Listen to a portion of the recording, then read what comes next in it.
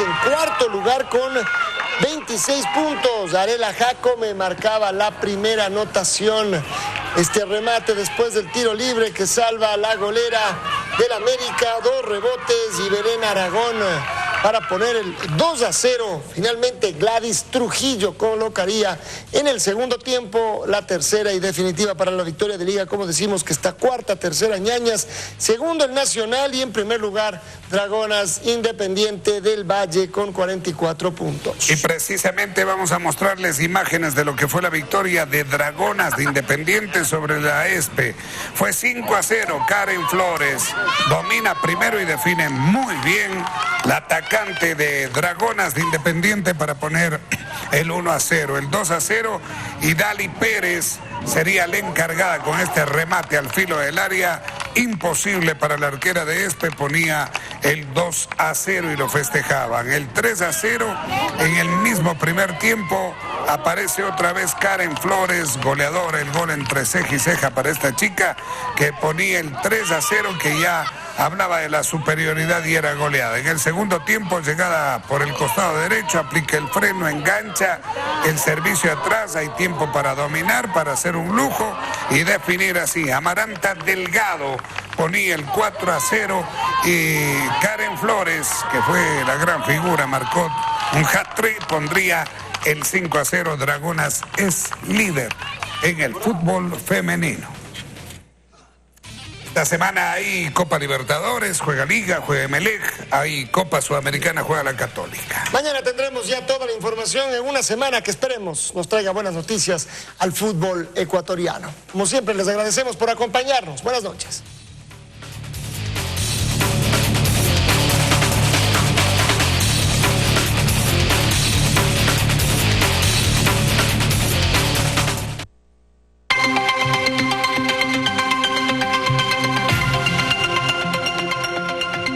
Teleamazonas presenta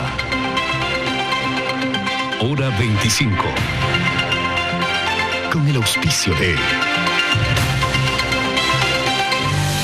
la Universidad Regional Autónoma de los Andes, Uniandes, te invita a inscribirte en la Maestría de Turismo, mención Gestión Turístico-Hotelera. Una maestría Uniandes hace la diferencia.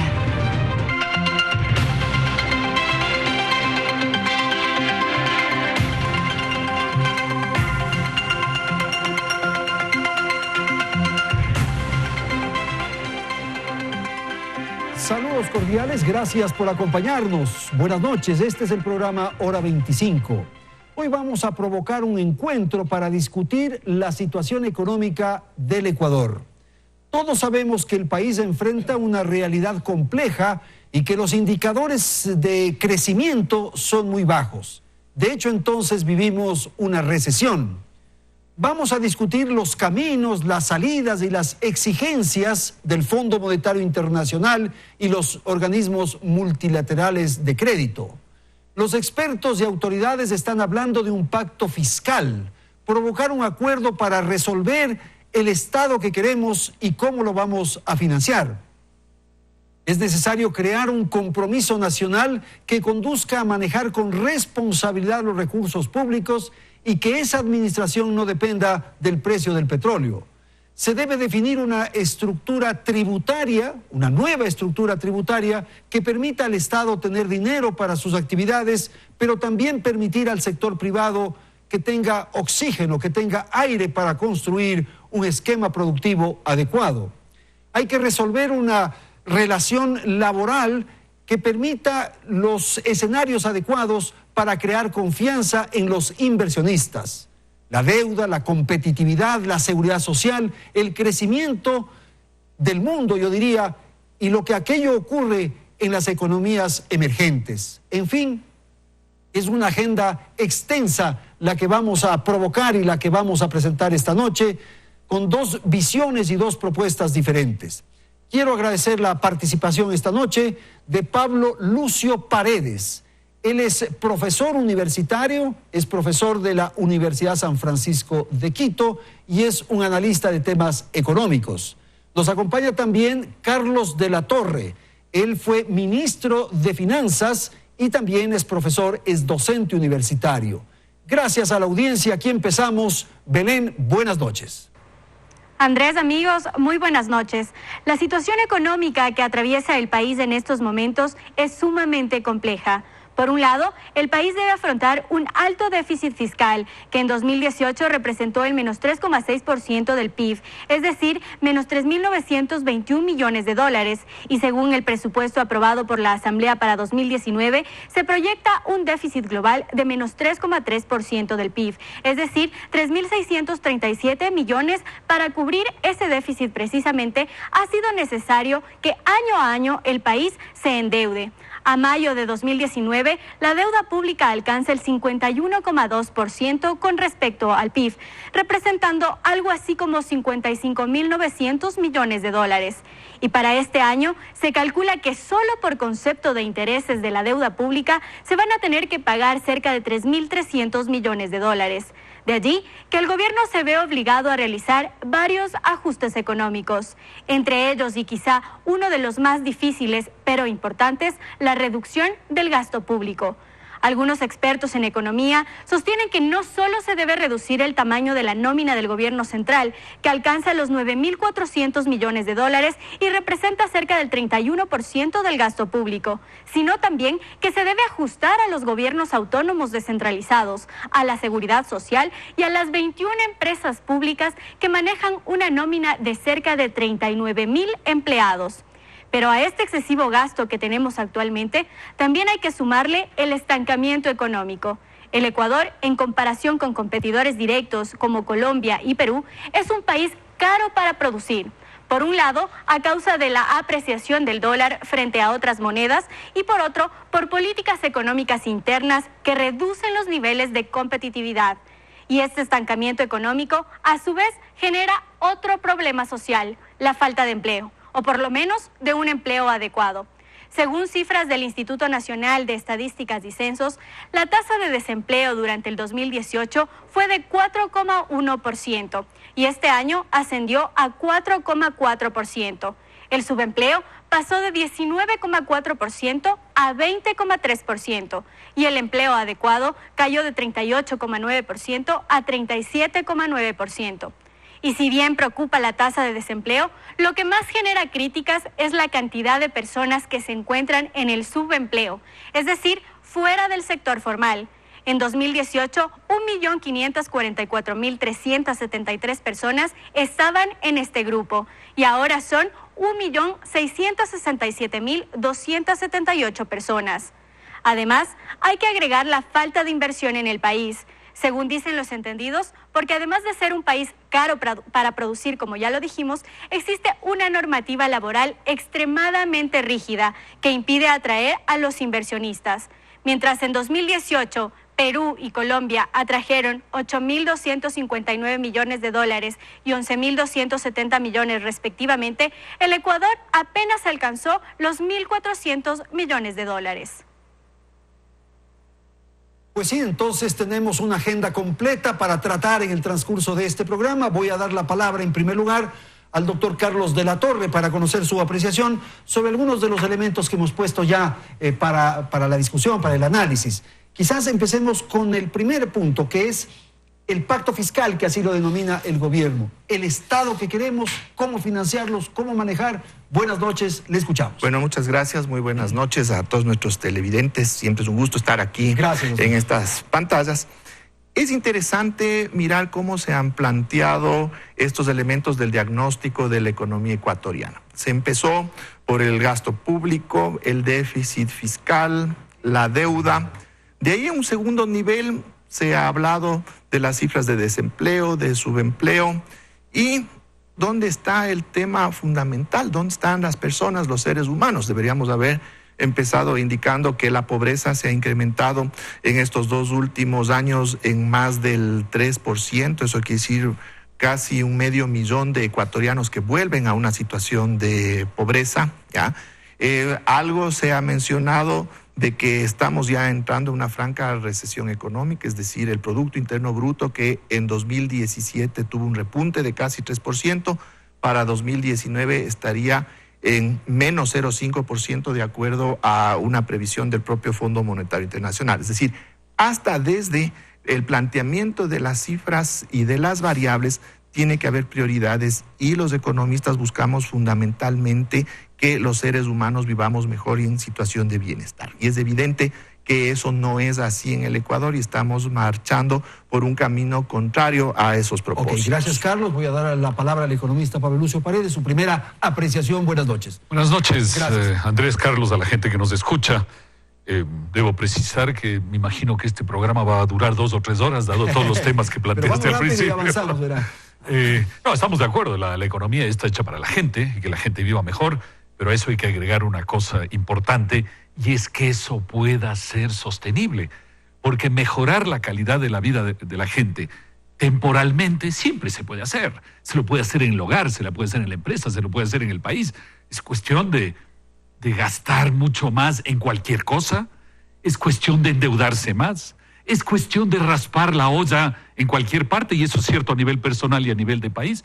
Entonces, conseguir crecimientos por circunstancias externas o por desequilibrar las cosas profundamente, siempre es posible. Pero luego, y eso es lo que estamos viviendo en el Ecuador, viene una época, desgraciadamente, de poner orden en las cosas.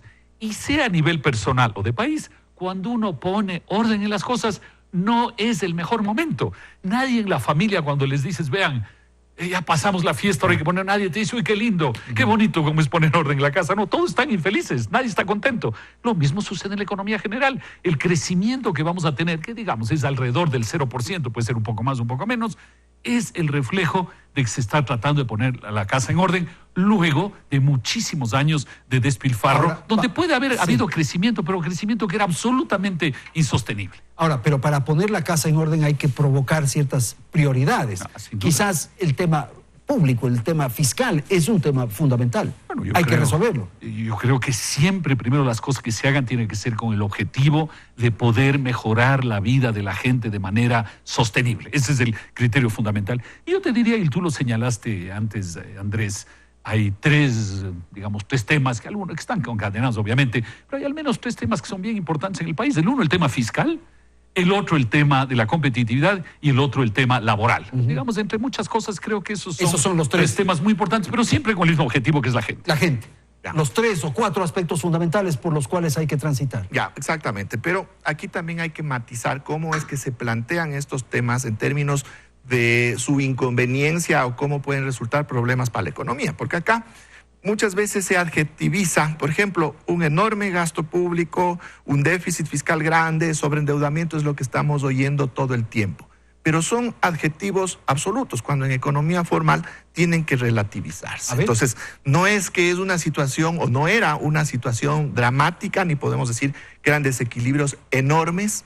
Por ejemplo, se está indicando un déficit fiscal de cerca del 3%. La meta para Francia para 2019 puede llegar a un 3% de déficit fiscal, es decir, no estamos lejos de la situación de otros países. Cuesta mucho el aparato público. ¿De acuerdo a qué? Eso también tenemos que evaluar. Mucho o poco en relación a qué.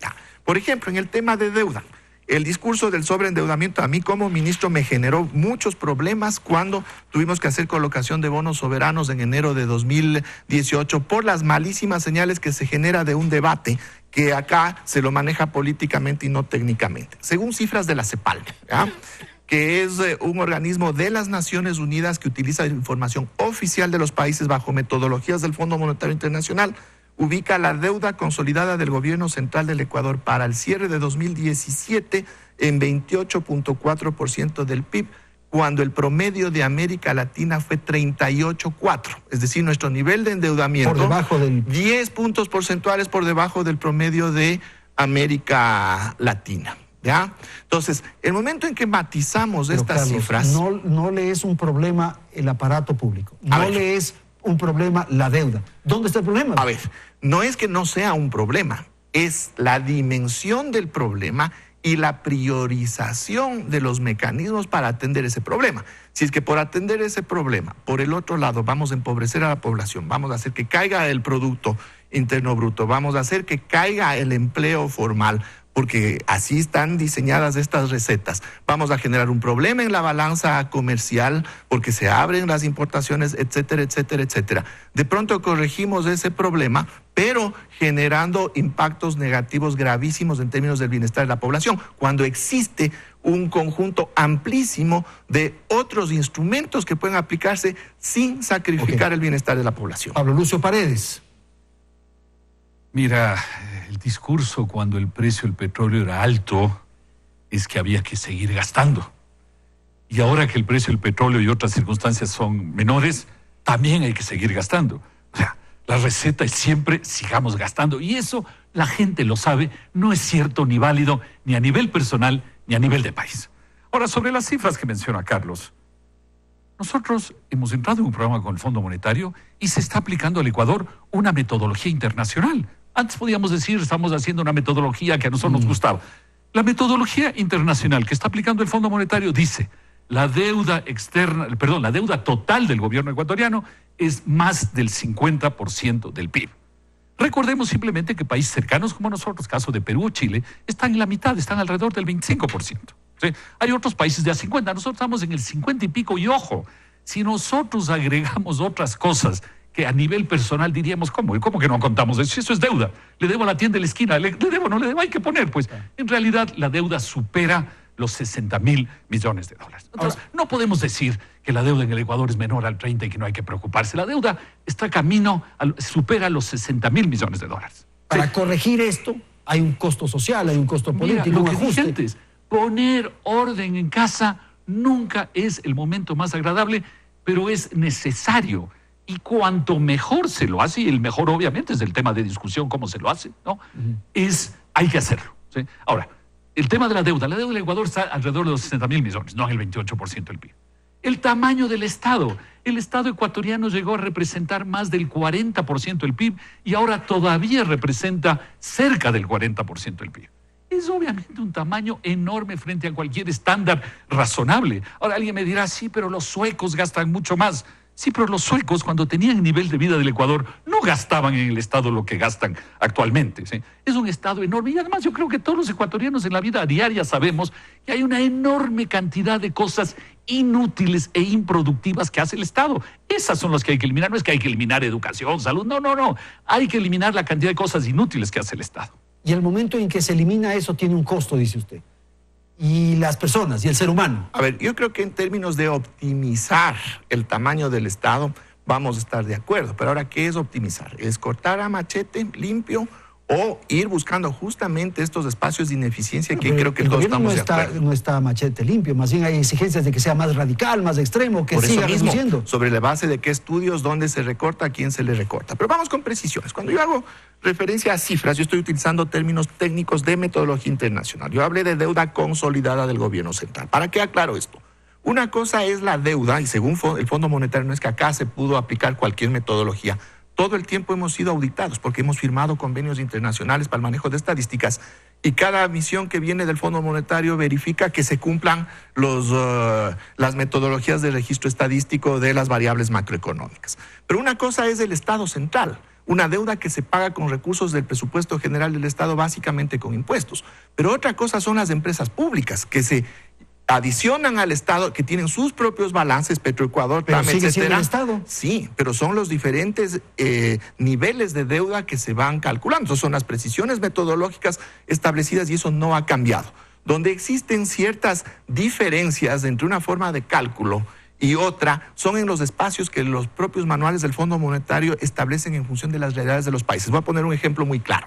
En el caso de muchos países, los bancos centrales son independientes. Entonces, sus estados financieros no se agregan a los del gobierno central. En el caso del Ecuador, sí, porque por la Constitución el Banco Central es una entidad adscrita al gobierno central. Otro tema de discusión y donde se han hecho las calibraciones es qué pasa con el IES. O se le maneja como una cuenta aparte del presupuesto general del Estado o se le integra. Pero todo hay que agregar, pues, todo hay que poner. No, todo hay que pagar, pero los conceptos se manejan en función de cómo opera cada dinámica. Entonces son precisiones. No, mira, yo creo que Carlos siempre menciona la palabra técnico como si la palabra técnico fuera algo que uno ya no puede discutir. Ya, sobre lo cual no hay nada que decir. La verdad es que él también, Carlos, aplica unos cálculos políticos. Porque es obvio, como tú dices, Andrés, que cualquier organización, persona o país sensatamente tiene que decirse a sí mismo, no es a nadie más que hay que decirlo, a sí mismo hay que decirle, mira, esto es lo que yo debo. Había el criterio de que, por ejemplo, como el IES es parte de la familia, ¿no? Entonces yo al IES no le incluyo en las cuentas, le quito porque solo estoy mirando a los que están fuera del Estado. ¿Cómo? Si yo le debo plata al IES y mañana los jubilados en 5 años, en 10 o en 15 van a necesitar ese dinero, ¿tengo que poner o no tengo que poner? O sea, si mi mamá me presta dinero y ella tiene que jubilarse dentro de 10 años, entonces yo no voy a poner esa deuda, voy a decir, no te voy a pagar porque es la familia y el rato que llegue a la jubilación le digo, siento mucho, ahora verás cómo te arreglas. No, pues yo le tengo que dar ese dinero a mi mamá para que pueda atender su jubilación. Entonces, hay que ser realistas. Lo que debemos entre cosas que hay que sumar son alrededor de 60,000 millones. Pero el otro tema importante es que hay una enorme cantidad de cosas en el Estado que son inútiles e improductivas. Carlos dice, hay que analizarlo. Sí, por supuesto que hay que analizarlo. Pero hay que tomar medidas, porque esas cosas inútiles, ¿qué significa? Mira, significa una cosa muy sencilla. Yo trabajo, pago impuestos, con ese dinero el gobierno contrata, digamos, una burocracia. Hay burocracia útil y burocracia inútil, contrata actividades inútiles. Son actividades inútiles que generalmente vienen, por ejemplo, a controlarme a mí mismo en cosas inútiles, o sea, me impiden mi trabajo. Pero entonces, ¿cuál es el círculo? de que esa persona tenga capacidad de compra y va a los almacenes. Pero si yo no hubiera dado ese dinero al gobierno, yo hubiera tenido ese dinero y ese dinero también hubiera circulado en la economía. El tamaño del Estado, la deuda fue un debate que ya se resolvió en el pasado, pero el tamaño del Estado. A ver, el tamaño del Estado y el gasto público. A ver, ya, más del 30% del PIB es el gasto público en términos generales. Pero ¿cuánto de ese gasto público fue y es inversión pública? A ver, ¿cuál es el papel del Estado en una economía? Es potenciar al sector privado para que éste produzca. El que produce es el sector privado y eso vamos a estar de acuerdo. Pero el sector privado no puede producir de la nada. El sector privado necesita energía, necesita medios de comunicación, telecomunicaciones, necesita un marco jurídico determinado, necesita seguridad. ¿Quién va a poner todo eso si son inversiones carísimas que lo que generan son las condiciones productivas para que el sector privado pueda producir en términos competitivos? Desgraciadamente aquí y en cualquier parte del mundo eso no lo realiza el sector privado, salvo alguna excepción pequeña. Tienen que hacer los estados. Entonces, en gran medida, el tamaño del Estado va a estar definido por esas necesidades de construcción de todos estos elementos que es base productiva para el sector privado. Utilizar en actividades productivas o que generen producción. Exactamente. En eso sí, no en burocracia que probablemente no es Pero vamos con datos y también el tema de los derechos constitucionales adquiridos.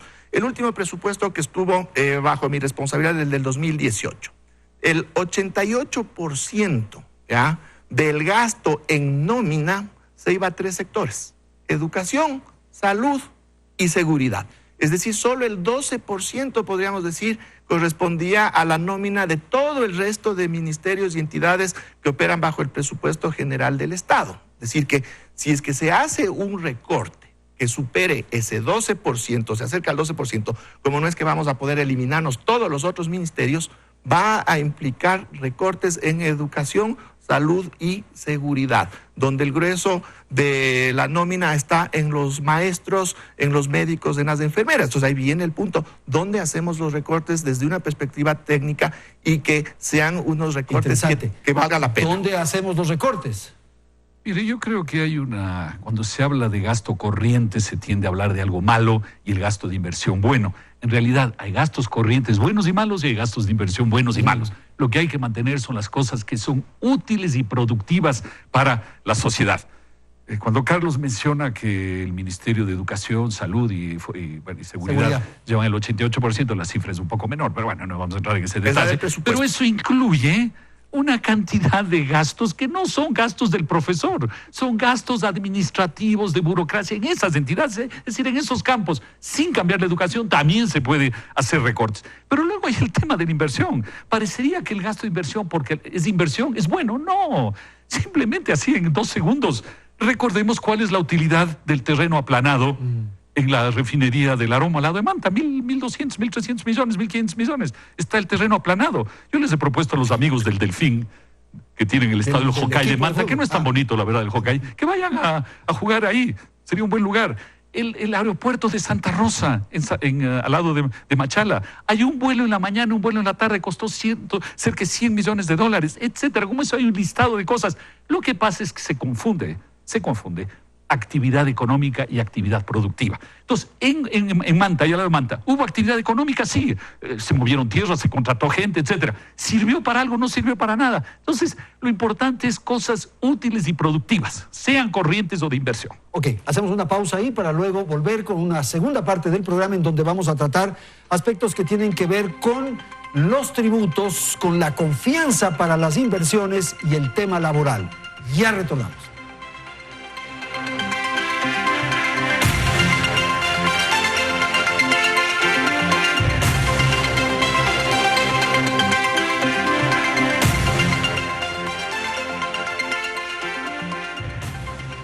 Mañana.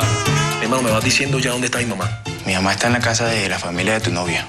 Juancho ya dijo que iba a ir para allá a contar lo que está pasando entre tú y esa pelada. Y que además la niña tiene la llave de ese apartamento y que entra y sale como Pedro por su casa. Janet y Juancho no la hicieron. Yo nunca te enseñé a vos a hacer las cosas al escondido. Quiero a Juancho y voy a hacer lo que sea para estar con él. Que es que te cuento, tu hermano está allá. Lo quito por ti. Lunes a viernes, 9 de la noche. Pronto. Los amores de la infancia Adiós, Sunjun. pueden cambiar mucho después de 15 años. Él ni siquiera imaginó que me había convertido en esto. Ella era bonita. Pronto. Por Teleamazonas. Mañana. He estado pensando, y esa mujer no debería interponerse entre nosotros. Una confesión. No podemos permitir que otra vez altere nuestra tranquilidad. Hará crecer las dudas en la madre de Bajar. ¿Qué? ¿De nuevo? Mujer. De lunes a viernes, 10 de la noche. Sin gestión no hay calidad. La Universidad Regional Autónoma de los Andes, Uniandes, te invita a inscribirte en la Maestría de Turismo, mención Gestión Turístico-Hotelera. Una maestría Uniandes hace la diferencia.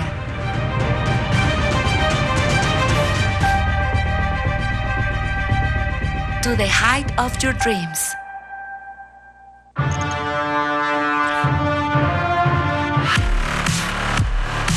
Si tienes la visión para cambiar las cosas, el olfato para romper lo establecido, si tienes la fuerza para hacer que tus ideas transformen el mercado, este es tu lugar. La tercera edición del Innovation and Disruption Congress, TIDCO 2019. 14 de agosto, Centro de Convenciones Guayaquil. TIDCO, ideas que transforman. Nacimos para todos. Para un mecánico en Quito. Para una chef en Guayaquil. Para un atleta en Cuenca. Por eso, aunque las cosas cambien, nosotros continuamos siendo para todos. Coca-Cola sin azúcar. Para ti que quieres tomarte otra. Para ti que no quieres tomar azúcar y para ti que no puedes. Para ti que quieres compartir todo con tu hijo. Y para ti que siempre quieres más. Prueba Coca-Cola sin azúcar para todos desde siempre.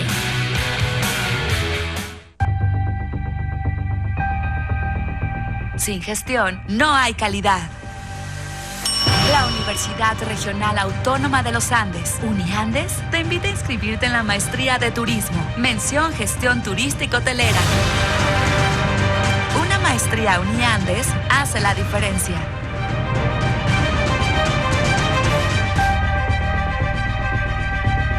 To the height of your dreams.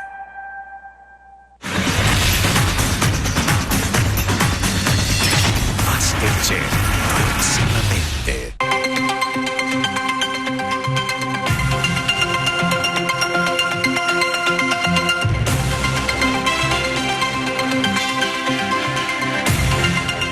Bien, ya se ha hablado de algunos de los problemas económicos que atraviesa el país. Los analistas proponen acciones que posiblemente podrían aliviar en algo la situación del Ecuador. Una de ellas es la reforma laboral, que ya el ministro de Economía, Richard Martínez, anunció entrará en agosto a la Asamblea Nacional. Pero lo que se quiere desde el sector empresarial es una reforma profunda en la que se tomen en cuenta temas como, por ejemplo, la reducción de los costos de despido, la generación de más opciones de contratación y la eliminación de la jubilación patronal. Además, con los compromisos que el Ecuador adquirió con el Fondo Monetario Internacional, se plantea una reforma tributaria a través de la cual el Estado debe recaudar 1.500 millones de dólares adicionales en impuestos. Y aunque aún se desconoce en qué consistiría esta reforma tributaria, se ha dicho que podría tratarse de un incremento en 2 o 3 puntos del IVA, que según algunos expertos debería venir acompañado de la eliminación al impuesto a la salida de divisas y del anticipo al impuesto a la renta. Lo cierto es que por ahora el país necesita buscar oxígeno para evitar que la situación sea cada vez más compleja. Bien, entonces vamos a presentar nuestra segunda parte del programa y vamos a tratar algunos de los elementos que ha puesto ya Belén en escena. Quizás el tema tributario, Pablo Lucio, empecemos con usted. Sí, mira, primero hay que estar conscientes que se haga lo que se haga para poner orden en las finanzas públicas tiene un efecto sobre la gente. Sea que tú le cobres más cosas o sea que tú disminuyas el gasto, lo que hay que decidir es qué es mejor para la sociedad, si aumentar ingresos o reducir gastos. Yo no tengo ninguna duda que dada la cantidad de ingresos improductivos del Estado, hay que ir por ese camino. Ya. Ahora, vayamos al tema que se planteaba de los ingresos de los que se está hablando. Yo quiero empezar por algo que no está ahí. Yo estoy absolutamente contrario, siempre lo he sido, a los regalos a los empresarios. Cuando, por ejemplo, se dice, los que inviertan durante el año 2020 y 2021, le vamos a eliminar el impuesto a la renta por los próximos 10 o 15 años, si además están en sectores, que es sector tal, sector cual, sector, yo estoy totalmente contrario. Bueno, pero el sistema tributario permite justamente estimular unos... Yo estoy contrario a eso, digo, no, doy mi opinión, yo estoy totalmente contrario a eso. Yo creo que la filosofía debe ser impuestos razonables para todos, todo el tiempo. ¿Cuál es el impuesto a la renta razonable? Es el 25, será el 20, lo que sea. Tiene que ser ese impuesto para todos, sea panadero o sea un genio del software. Y tiene que ser válido todo el tiempo. Si yo invertí hace un año o si yo invierto dentro de 4 años. No ahora, no solo porque invierto estos 2 años. Ese es mi primer elemento. Yo soy contrario a los regalos a los empresarios. Tiene que haber impuestos sensatos, punto. Sobre los otros, rápidamente, el IVA... Yo no creo que debe subir, porque no veo por qué la gente le va a dar más plata al gobierno, pero tampoco estoy de acuerdo con las tesis que dicen bajemos el IVA para estimular la economía. Yo creo que el 12% en el Ecuador es razonable y hay que mantenerlo. El anticipo del impuesto a la renta, no creo que necesariamente hay que eliminarlo, pero hay que volver quizás al sistema que teníamos antes, que era un cálculo bien sencillo y sensato, lo teníamos hasta hace 5 o 6 años atrás. El sistema actual es muy malo. No creo que se tiene que eliminar, pero se tiene que mejorar. El ISD es un impuesto muy malo, hay que eliminarlo, porque ya se lo ha dicho muchas veces, no es un impuesto que te impide la salida, es un impuesto que te impide la entrada. Entonces, así simplemente para señalar algunas cosas, vamos en esa dirección. Doctor, por favor. Ya. En la línea de considerar que los impuestos tienen que manejarse con sensatez, también tiene que entenderse que son una herramienta macroeconómica que va más allá del efecto contable y financiero para la caja fiscal. Y la calibración de impuestos, que también puede realizarse, si no pueden establecerse necesariamente impuestos fijos todo el tiempo, debe responder a objetivos macroeconómicos y a coyunturas particulares. Y ahí estamos de acuerdo. En una situación en que la economía está en franca recesión, un incremento del IVA complicaría todavía más las cosas desde esa perspectiva macroeconómica, porque reduciría la demanda y por tanto eso afecta también a la producción. Pero asimismo, en términos de recalibrar el IVA, sí hay otras alternativas, como otros países, como en Colombia, otros más, en los que se tiene diferentes niveles del impuesto al valor agregado dependiendo de los tipos de productos. Por ejemplo, aquellas producciones, sean de bienes o de servicios, con alto componente nacional, es decir, que importan poco y que es plata que se queda y se va dando la vuelta dentro de la economía, por ejemplo, impuestos más bajos serían convenientes para ampliar su consumo, mientras otro tipo de productos pueden tener más altos y en promedio manejar un nivel que puede ser del 12%. ¿Usted está de acuerdo con Pablo Lucio mantener el impuesto a la renta en el 25%? ¿Está de acuerdo con eliminar el impuesto a la salida de divisas? Eso sí. No, en el impuesto a la salida de divisas hay evidencia clarísima, no es un impuesto a la entrada. Muchas veces se ha dicho, es que los inversionistas no van a invertir porque después les cobran el 5% cuando sacan sus recursos. No es cierto. Desde que se aplicó este impuesto quedan clarísimas las excepciones y, por ejemplo, una excepción es para la repatriación de utilidades de la inversión extranjera. Otra excepción aplica a todos los movimientos financieros. Por ejemplo, si una entidad contrata una deuda con el exterior y tiene que pagar esa deuda al exterior, no se le cobra el 5%. Y hay que tener en cuenta que en una economía que es dolarizada, que no existen otros elementos de mercado que existen en las economías con moneda propia, como es el diferencial cambiario, nosotros nos vemos más expuestos a una salida de divisas que de alguna manera se puede contener con este tipo de mecanismos. No son los mejores, pero no hay de otra. ISD rapidito. Bueno, mira, como decía, yo creo que hay que eliminar el ISD. Sí es un muro, y el hecho de que con el tiempo se hayan ido haciendo huequitos en el muro, ¿no? Se quitó un ladrillo por aquí, otro por allá. Igual sigue siendo un muro que es muy malo. Una cosa que aclaro, yo no dije que estoy de acuerdo con el impuesto del 25% del impuesto a renta. Lo que dije es que tenemos que ponernos de acuerdo. ¿Cuál es el impuesto razonable? Puede ser el 25, puede ser el 18, puede ser el 20, puede ser el 22, lo que sea. Pero eso tiene que aplicarse para todos. Todo el tiempo. Sin regalos, porque hoy estamos en el año 2019. Ok, el tema laboral ahora, planteo. ¿Cómo resolver eso? ¿Cómo atender ese que es quizás el más grave humanamente, como el ser humano que usted decía? A ver, yo creo que es evidente que se necesitan reformas laborales para poder hacer más ágil el mercado de trabajo en el Ecuador y más todavía una situación compleja. Pero no podemos ir a esos extremos, a ese nivel que se pretende desde ciertos sectores ya de precarización laboral, que lo que apunta fundamentalmente es a una reducción de costos productivos ya a costa de los trabajadores, cuando tenemos otros espacios de costos de producción que no son ni siquiera mencionados, como los costos financieros por las altísimas tasas de interés del sistema financiero nacional, que se aplican fundamentalmente a los empresarios que realmente son productores, al micro, pequeño y mediano empresario. La gran empresa puede contratar créditos afuera, pero los otros no. Y desgraciadamente se le va a poner el peso de ese mejoramiento competitivo sobre los trabajadores. Pero Carlos, por ejemplo, el de la jubilación patronal, ¿no es un tema a debatir? Son temas a debatir, se puede ir buscando soluciones mientras no se llegue a esos extremos que ya serían de sometimiento a los trabajadores para una mayor extracción de recursos de los trabajadores hacia el capital. Es decir, las reformas son válidas mientras técnicamente puedan permitir una mejora a la economía sin perjudicar a los actores. Ok, reforma laboral. Sí, primero toco el tema de la tasa de interés. Yo creo que una cosa fundamental en el Ecuador es que tenemos que revisar la legislación financiera para que pueda haber banca internacional que venga a competir en el Ecuador. Es un tema fundamental. No se puede dejar la banca nacional. Y dejar en libertad el tema. Pero sobre todo tiene que venir a haber competencia. Pero yo digo las tasas de interés, el costo del dinero, dejarlo a la oferta de la demanda. Yo sí creo, pero tienes que tener mayor competencia en el mercado. Claro, eso es fundamental. Uh-huh. Ahora, sobre el tema laboral, mira, yo creo que la gente en general en este tema está hablando de algo muy sencillo. El sentido común en las relaciones laborales. Cualquier empresa, pequeña, mediana, lo que sea, que contrata a alguien, no hace para qué. No hace para después querer despedirle, no. Le contrata para producir, para si es posible tener ese trabajador mejor capacitado, tenerle en el largo plazo, guardarle mucho tiempo porque se va estableciendo una relación. Ese es el sentido común de la gente. Entonces, esa gente que tiene esa visión, decirle a ver cuál es realmente la traba que hay en el Ecuador para que usted pueda contratar. La gente te va a decir cosas obvias. Te va a decir, mira, el despido es extremadamente caro.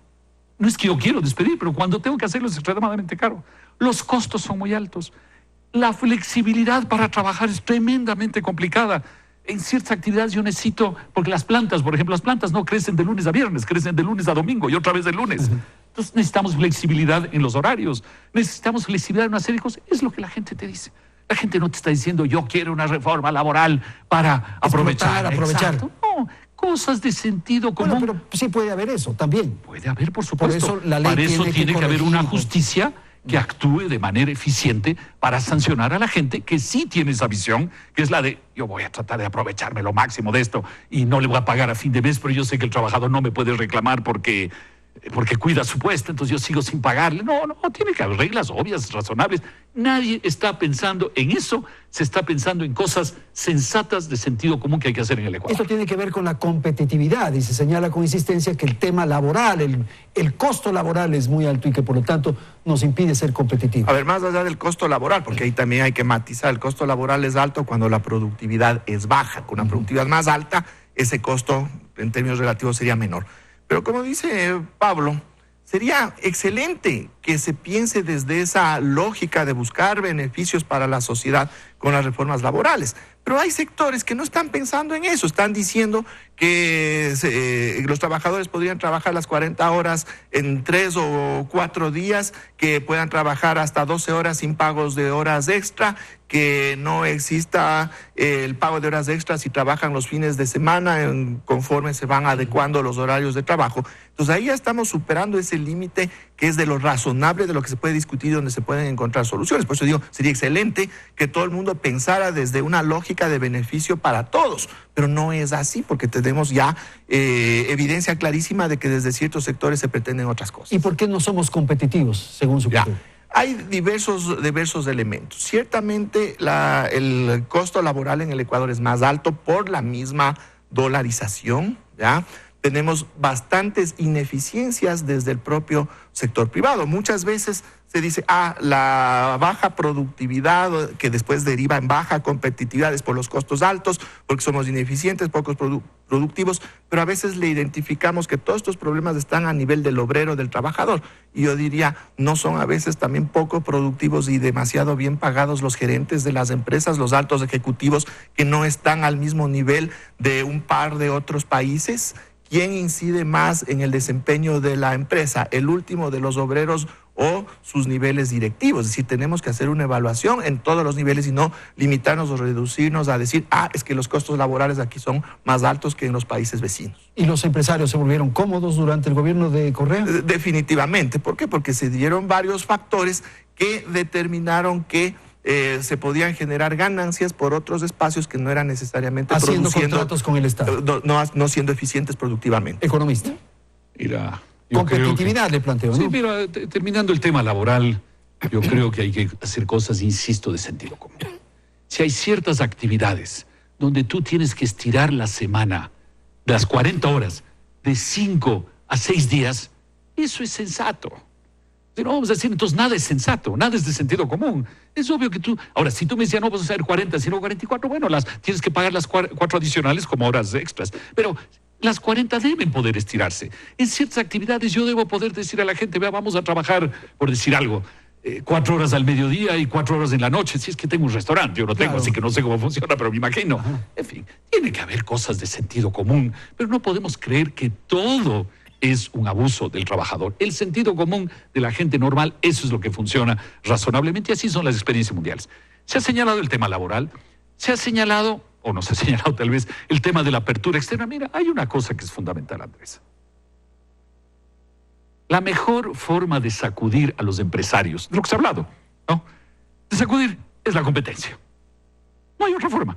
En la vida es así. La mejor forma de sacudir a la gente es la competencia. Hablábamos del sistema financiero hace un momento. La apertura al mundo es eso. Cuando se habla de abrirse a los Estados Unidos, cuando se habla de abrirse a la Alianza del Pacífico, y además la apertura a la Alianza del Pacífico no es solo por la Alianza del Pacífico, sino las conexiones con el mundo que se abren, ¿no? ¿Cuál es la primera reacción de mucha gente? Es que nos van a comer vivos. Claro. Es la primera reacción. Y eso no es cierto. Por estas políticas proteccionistas que crearon una cultura, un comportamiento. Mira, yo siempre recuerdo el año 92, el principio del gobierno de Sixto Durán, se decidió que con Colombia, bueno, digamos dentro del grupo andino, se hacía la apertura ya en 6 meses. No íbamos a esperar 3, 4, 5, 10 años, sino se hacía la apertura. Reacción de la gente. Nos van a comer vivos los colombianos y no sé qué. ¿Qué pasó en la práctica? Que nosotros vendimos más y compramos más. Eso es todo lo que sucedió, que es lo bueno en la economía. Entonces, la competencia, por eso los mecanismos de apertura comercial son fundamentales para sacudir a quién. Primero, para sacudir al mundo empresarial. Ok, comercio exterior. Ya. No es ni blanco ni negro esto de que o nos abrimos o nos mantenemos cerrados. Evidentemente hay matices y lo que es fundamental es cómo nos abrimos, con quién nos abrimos, en qué condiciones. Ya, porque no es una cuestión a rajatabla, porque hay también elementos diferentes en las economías. Para empezar, se tiene que tener estudios, se tiene que tener claridad qué se gana, qué se pierde, para también poder hacer algo al respecto para sacarle provecho. Vamos a ver algunos elementos. A ver, entrar en un proceso de apertura comercial con un socio con el que tenemos déficit histórico en la balanza comercial es bien grave, porque lo que estaríamos es profundizando aquello, a menos que sepamos qué vamos a hacer como complemento a esa apertura. En los casos en que, en cambio, tenemos una balanza comercial favorable, ¿qué podemos hacer para mantenerle favorable y hacer que sea más favorable todavía? ¿Esto qué es lo que implica? Que la apertura comercial, en definitiva, cómo nosotros suscribimos los acuerdos comerciales, no es un elemento aislado en el plano del comercio. Tiene que estar articulado a temas productivos, a temas de política pública en todos los niveles para poder potenciar los efectos positivos de esa apertura. Pero acá se habla muchas veces que tenemos que abrir este mercado, este otro, sin beneficio de inventario, sin ningún estudio, sin saber cuál es esa realidad y peor todavía, sin definir qué es lo que tendríamos que hacer para sacarle provecho a esa apertura. Pero la lógica hace pensar que uno puede vender a quien está con mayor capacidad de compra, sin duda. Pues. Sí, pero también tienes una capacidad de producción. ¿Qué podemos venderle al mundo? Productos primarios, café, camarón, cacao, banano. Podemos incrementar o duplicar, triplicar la producción de la noche a la mañana de esos productos para poder vender a esos grandes mercados que se nos abren. No. Pero esos grandes mercados, porque son enormes, ellos sí pueden venderle 2, 3 veces más al Ecuador automóviles, celulares, etcétera. Es decir, tenemos todos estos problemas también estructurales que tienen que evaluarse para poder establecer los correctivos o, como digo, los mecanismos que hagan de esta apertura comercial provechosa para el país. Ok, comercio exterior, con eso terminamos este segmento. Mira, con el tema de los matices y de hacerlo inteligentemente se llega a dos cosas, que ya lo vimos en los últimos 10 años, o poco más, 12 años. La primera es que tú acabas escogiendo socios intrascendentes. ¿No es cierto? Nos juntamos al ALBA. Ese era nuestro gran instituto. ¿Cuáles eran los socios del ALBA? Venezuela, Bolivia, la isla Dominica, muy importante, etcétera, etcétera, lo que sea. Como tú decías, uno busca los mercados de verdad. Entonces hicimos eso, asociarnos con los que están cerca, que no nos hacen mucho problema. Eso no se hace en la vida, discúlpame. Obviamente hay gente en la vida que dice, mira, yo no salgo de mi casa porque es difícil, porque es complicado. Mejor me quedo aquí haciendo lo mío en mi esquinita. ¿Y qué acabas logrando? Nada en la vida. ¿Sí? Entonces, esa primera cosa. La segunda es que obviamente hay que hacer estudios, hay que hacer una cantidad de cosas, pero eso también ¿a qué lleva? A que nunca lo haces. Tú dices, no, todavía no estoy listo. Nosotros también conocemos gente que dice, vea, yo todavía no estoy listo para hacer tal cosa. Y entonces te pasas esperando eternamente para hacerlo, ¿no? Entonces, acabas aliándote con los sencillitos y segundo, no lo haces nunca. Entonces, sí, por supuesto, hay que hacerlo inteligentemente y todo lo que quieras, pero hay que buscar los socios que realmente pesan y hay que hacerlo. Esas son las dos cosas que hay en la vida. Pausa, vamos a ir a la publicidad, enseguida retornamos y tendremos nuestro segmento final de Hora 25.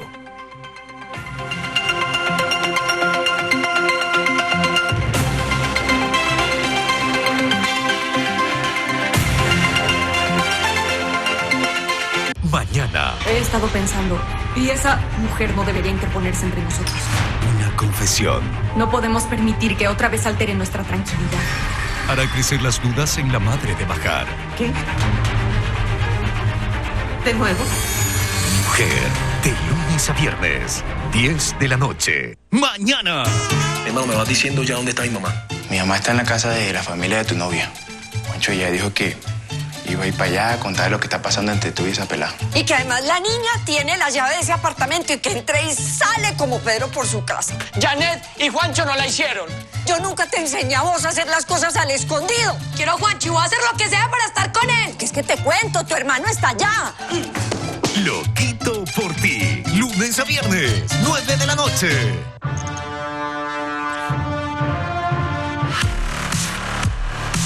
Si tienes la visión para cambiar las cosas, el olfato para romper lo establecido, si tienes la fuerza para hacer que tus ideas transformen el mercado, este es tu lugar.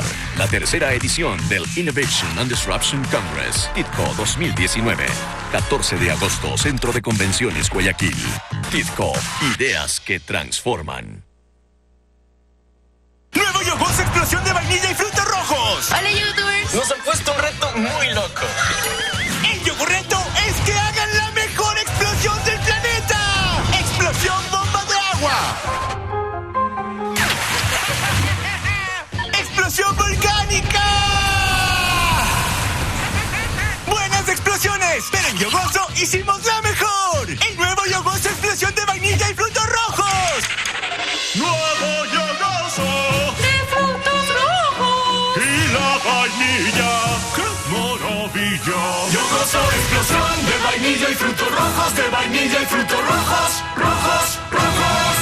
¿Cuántos likes necesitas para probarlo? Sin gestión no hay calidad. La Universidad Regional Autónoma de los Andes, Uniandes, te invita a inscribirte en la maestría de turismo, mención gestión turístico-hotelera. Una maestría Uniandes hace la diferencia.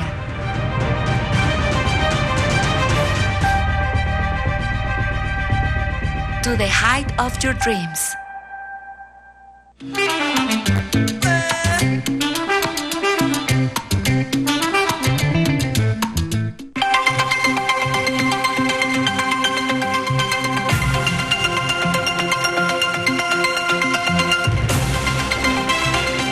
Bien, este es el último segmento del programa. Quiero plantear a nuestros panelistas dos temas. Uno que tiene que ver cómo atraer la inversión y uno más general. ¿Qué hacer frente a la crisis? Empecemos con el doctor de la Torre, por favor. Muchas gracias.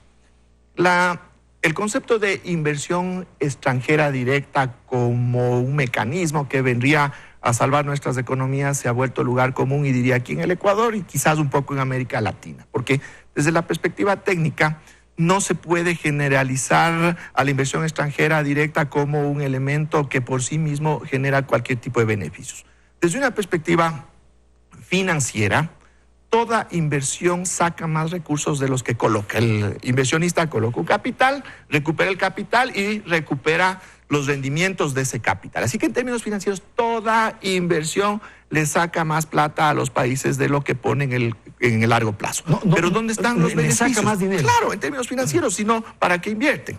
Pero en términos económicos, ahí es donde se puede encontrar algunos tipos de inversión que son provechosos y otros no. ¿Cuáles son las inversiones extranjeras provechosas? Son aquellas que generan dinámicas económicas locales, básicamente aquellas que compran bienes y servicios nacionales y generan cadenas de producción a nivel nacional. Pero ¿qué pasa con otro tipo de inversiones? Por ejemplo, el caso de Perú, de otros países de América Latina, que son inversiones fundamentalmente en actividades extractivistas, en minería, aquí en el Ecuador mismo en el petróleo, hasta la maquinaria con que vienen los inversionistas y que se registra como inversión extranjera no es dinero que se queda en el Ecuador. Tienen que comprar la máquina afuera y lo que se queda acá es la contratación de algunos trabajadores, pero a la larga todos esos recursos terminan saliendo porque no genera una actividad económica. Entonces, ahí ahora, es donde... cualquiera de las opciones que plantea no es bueno la inversión. No, la que genera dinámica productiva local es muy buena. En términos financieros saca más recursos de los que pone, pero al generar una dinámica multiplica esos recursos dentro de la economía. Pero como digo, es cierto tipo de inversión que puede articularse a cadenas productivas nacionales. Entonces ahí es donde tienen que ir los incentivos. No se puede aplicar incentivos generales, sino que tienen que particularizarse cuando se identifique estos sectores y existen las condiciones para que se den esas dinámicas productivas locales. Luego vamos a la otra pregunta, es ¿qué hacer? Que es el segmento final, la última parte. Pablo Lucio, inversiones. Mira, sobre la inversión, primero cabe recordar, utilizando la palabra técnica que le gusta a Carlos, a pesar de que todo es una combinación de técnico y visiones políticas ideológicas, el 80% de la inversión en cualquier país es inversión local. El 20% o menos, por ahí, es extranjera. Entonces no es un tema de estimular la inversión extranjera, es un tema de estimular la inversión per se, que es fundamental. Y la inversión es fundamental porque es la que empuja el futuro. El consumo es lo que sirve hoy, la inversión es lo que genera un mejor futuro. Entonces es indispensable. Y en el Ecuador tenemos una inversión privada que ha sido tradicionalmente entre el 17 y el 20%, hace 10 años, en los últimos 10 años bajó al 13-14% del PIB, tiene que ser al menos del 20%, porque hay países que están en el 25 o 30% del PIB en inversión privada, insisto, local o internacional. Segunda cosa que sí yo no entiendo, lo he oído algunas veces, pero no entiendo, esto de que el inversionista saca más dinero del que pone. Entonces, no pensemos en el país, pensemos una zona bastante movida, aquí cerca de Quito, como es Angolquí. Si yo me pongo desde el punto de vista de Sangolquí y viene un empresario y pone una fábrica, a la larga, ¿va a sacar o va a poner más plata en Sangolquí? A la larga, va a sacar más de lo que puso, pues. Obviamente porque va a recuperar lo que puso. Entonces yo como Sangolquí tengo que decir, no quiero, pues, no quiero. Eso no tiene sentido. Lo que importa en una actividad es lo que generas. Bueno, pero y eso de absorber los recursos, pero los es que dineros, no absorbes. Lo que es importante es que al poner dinero generaste empleo, generaste actividad económica, etcétera, etcétera. Y lo más probable en tu negocio, lo más probable es que vuelvas a reinvertir una buena parte de eso, si la actividad está yendo bien. Pero ese criterio de que el inversionista a la larga saca más de lo que puso, sí, a la larga cualquier inversionista de cualquier naturaleza saca más de lo que puso. Cualquier actividad, claro. Eso no tiene que ver, está generando mucho más a través de toda la actividad económica que genera. Entonces para mi gusto no tiene ningún sentido. Ahora, solo te digo una cosa, hay que crear un marco para que en el Ecuador podamos la inversión privada al menos volver a ese 20% del PIB, quizás subir hasta un 20 y pico. No es fácil, pero ese es uno de los objetivos de la siguiente pregunta tuya. Además, ya vamos a hablar de eso. Okay. ¿Qué hacer? ¿Cómo salir? Pero aquí con Pablo estaríamos diciendo lo mismo con diferentes palabras, pues. La inversión que sirve es la que genera dinámicas y esa es buena y esa hay que apoyarle. Bueno, soluciones. Frente a toda la problemática, ¿ya? En lo fiscal hay cualquier cantidad de otras soluciones, ya no las que nos están aplicando. En lo laboral creo que hay espacios de discusión en términos de qué reformas se pueden hacer mientras no se afecte los derechos laborales, se generen estos espacios de flexibilidad que yo estoy de acuerdo que son necesarios.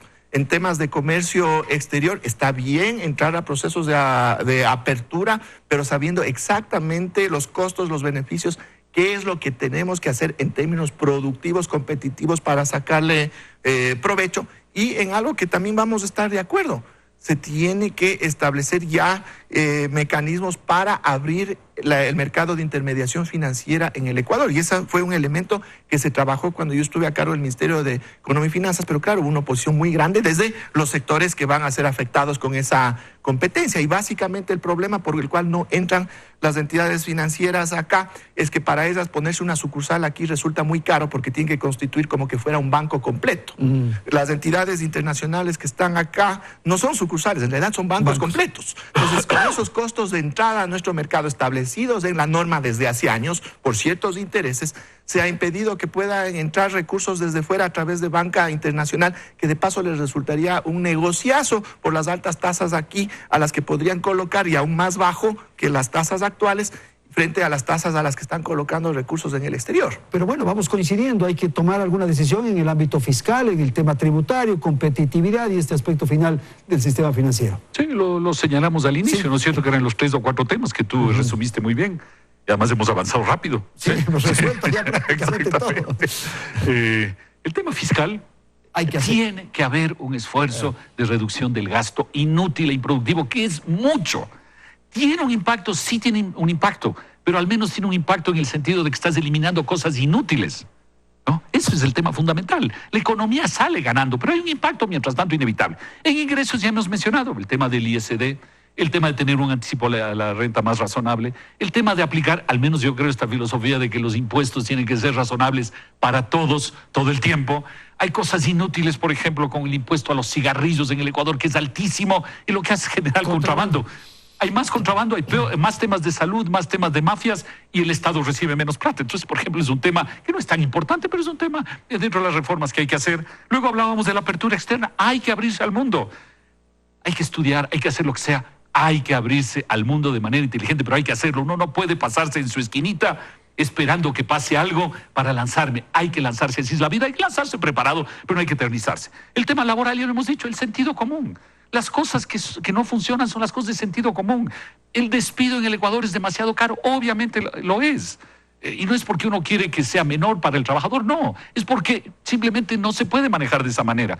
Los salarios en el Ecuador, ¿cuándo van a ser mucho más altos? Cuando seamos más productivos como sociedad. Luego hay el tema financiero que hemos mencionado, que es muy, muy importante, de abrir el sistema financiero a la competencia, y un tema que yo agrego, que obviamente es un tema de discusión en el Ecuador. El Ecuador puede decidir lo que quiera, pero tenemos petróleo, tenemos minería y debemos aprovechar eso haciéndolo de manera inteligente, sostenible, etcétera, etcétera. Me parece a mí que hay que hacerlo y luego ese dinero utilizarlo inteligentemente también.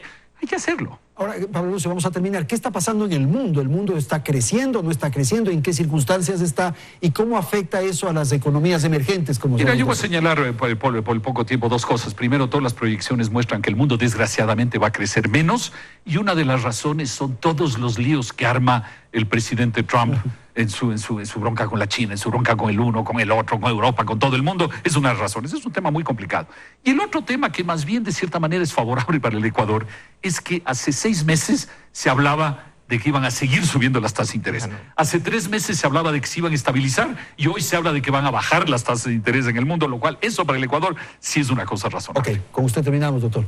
Bueno, es clarísimo que a nivel global hay una pugna en términos de la geopolítica entre las dos grandes potencias, que a la larga están llevando a ciertos comportamientos económicos que generan ciertas fricciones.